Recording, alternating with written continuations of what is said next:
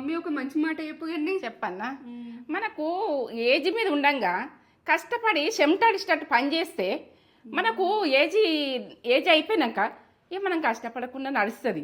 ఇక మనం ఇప్పుడు కష్టపడలేమనుకో అప్పటి గుడక కష్టపడాలి, ఈ ముసలైనాక ఉడక కష్టపడాలి, ఖచ్చితంగా కష్టపడాలి. కష్టపడితేనే ఇక అప్పటికి మనము 5 ఏళ్ళు నోట్లోకి వస్తాయి. అప్పుడు చేత కాదు, కష్టపడేటంత చేత కాదు, మనకు తినేటందుకు గుడక ఇక తినలేము. ఇక తినలేక ఇబ్బందులు పడతాం. ఎందుకంటే తింటే మనకేం లేదు ఎట్లా తింటాం అన్నది ఒకటి ఆలోచన వస్తుంది. ఇప్పుడు కష్టపడి ఉంచుకున్నానుకో అప్పుడు ఆరాం తినచ్చు, సప్పుడెక్క మలుసుకొని వండచ్చు. బుక్కెట్ తిని మలుసుకొని వండినా కానీ నడుస్తుంది. ఎందుకంటే ఇక ఇప్పుడు కష్టపడక అప్పుడు కష్టపడతా అంటే ఇక అది బాగా కష్టం. ఇక అప్పటి కష్టమే పడవలసి వస్తుంది, ఏదన్నా ఒక పని చేయవలసి వస్తుంది ముసలైనాక కూడక.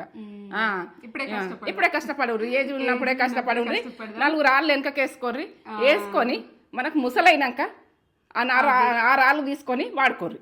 ఇది మంచి మాట. నచ్చిందా నచ్చలేదా కామెంట్ పెట్టుర్రి. ఇది నేత్ర ఛానల్కి అర్జెంటు వెళ్ళిపోయి నా ప్రాసెస్లు అన్ని చూడుర్రి, లైక్ ఇయ్యి, కామెంట్ పెట్టుర్రి. ఇప్పుడు వంకాయ కూర వేస్తున్నా నేను. ముద్ద వంకాయ అంటే ఏంటంటే అది ఇక సింపుల్ టేస్టబుల్. ఇక చెప్పడానికి కాదు, మీకు కూడా కష్టంగా వచ్చినాయని చెప్తా అట్లా. లైక్ చేయండి, కామెంట్ పెట్టుర్రి, లైక్ చేయరు, కామెంట్ పెట్టుర్రి. పోండి నడవండి కథ.